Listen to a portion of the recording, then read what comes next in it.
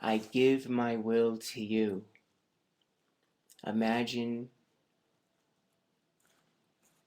you being God, you being the earth, you being the community. I give my will to you.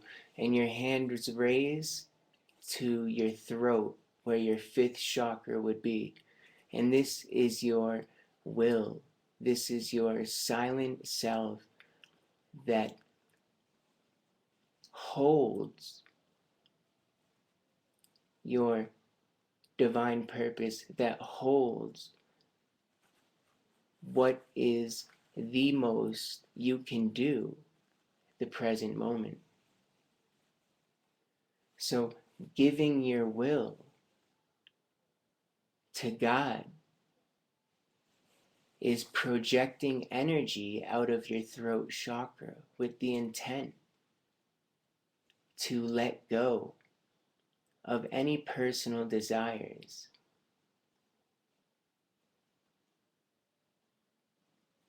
with the will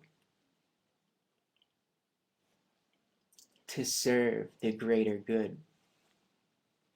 And then, so your hands in a position like a gun, and you can shoot this energy out of your hands, out of your mudra, into ether, into the cosmos, into your higher collective. Breathing in, fingers back into the heart mudra, with the pinky and the ring finger together, hands open. Breathe in the feeling of receiving everything you need. This feeling of complete contentment, satisfaction. The contentment and satisfaction of knowing that you are being completely taken care of. And that if you need help in completing and manifesting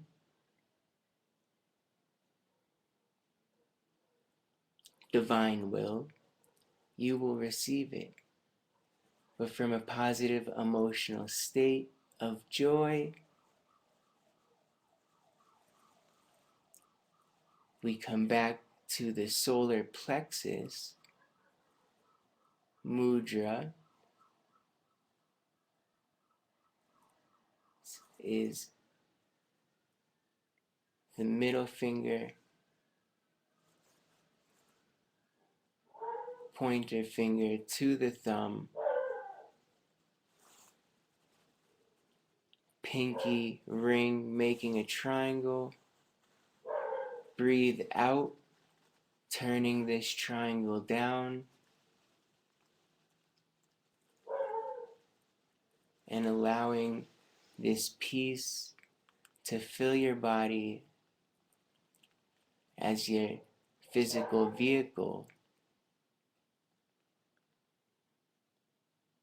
becomes more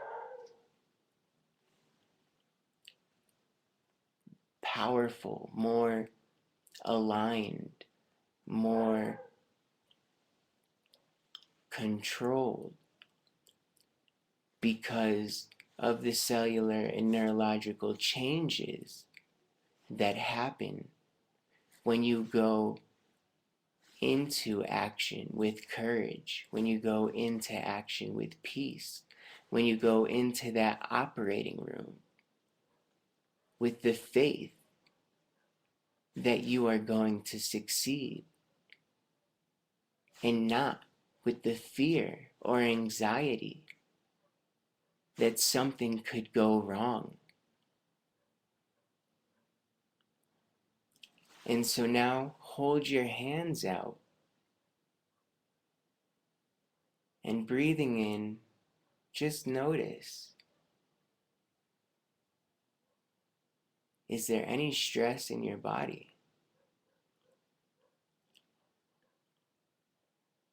Any shaking in your hands?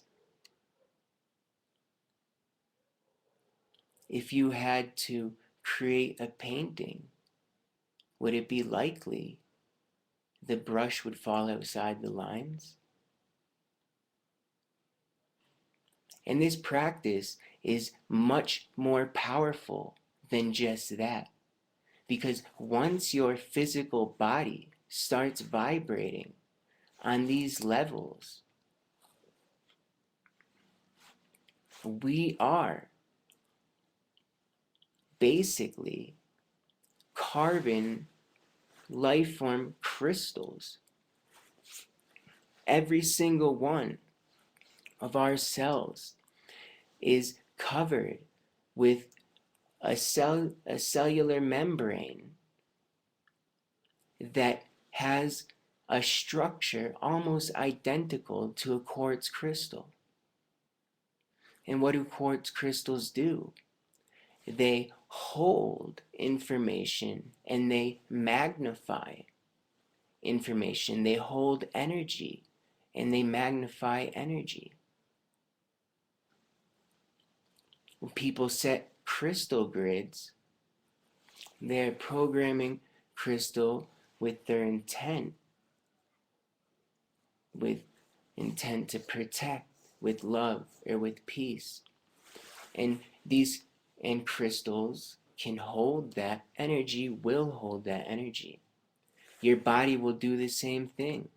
Feng Shui, Vatsu, pyramids of Egypt, the pyramids in Kukulcan, Mexico, the Mayans, of the Incans, the temples around Machu Picchu.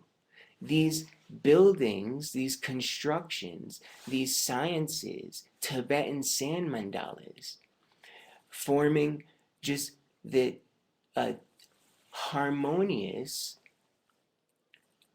structure of your material objects in your house can attract wealth, can attract love, can attract positive physical material abundance. But what is the most powerful crystal? What is the most powerful grid that can be set in the entire material world? And that's your physical body. So bringing this energy into your physical body, your cell membranes actually fill with the vibration of these energies, and you will begin to attract people into your life that will help you. You will begin to attract a better job. You will begin to attract the better house, the better car. You will begin to attract the tools you maybe need to be able to build better chairs.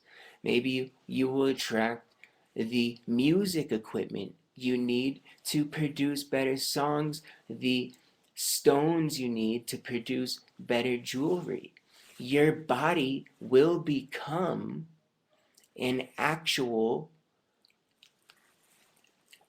harmonized energetic structure following the same principles that the spiritual masters that developed feng shui, that billion-dollar Chinese corporations put to use when building their main offices, that the average person, millions of people, use this science and swear by its success. Can feng shui help attract a better relationship into your life? A better boyfriend or girlfriend? Yes.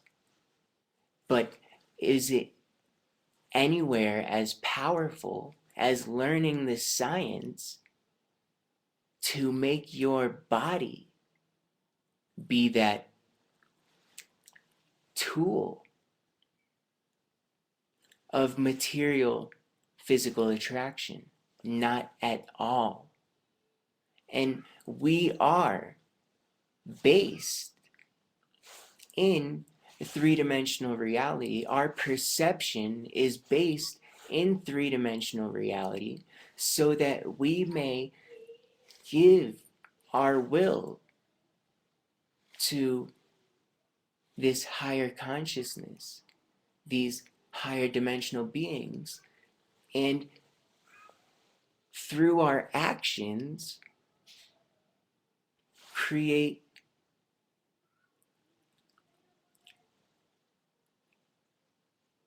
physical reflections of that divine will. And that's how feng shui was created in the first place. A monk figured out this meditation in which I am going to teach you much more in depth, allow you to actually see all the different mudras and how they come together, form together. And using this meditation, this monk was able to see himself, see his divine self in the organization of his house. And so then he began to reorganize how he had his materials positioned. And by reorganizing these materials to reflect himself, his divine self, he created a greater energy grid to attract even more of what was needed for him to complete his purpose in life. And his purpose, which would be found by illuminating the fifth chakra, by illuminating the throat chakra. This meditation that we did as we rose from the heart, as we rose from positive emotions to our throat chakra, where we then gave our will, where we then gave our purpose to the purpose of higher consciousness. And we may give our will to our sixth chakra, our third eye, our spiritual consciousness, so that we may begin to open our third eye, and that we may begin to project more of this silver blue spiritual light. Because as we project that light, we fill our upper energy field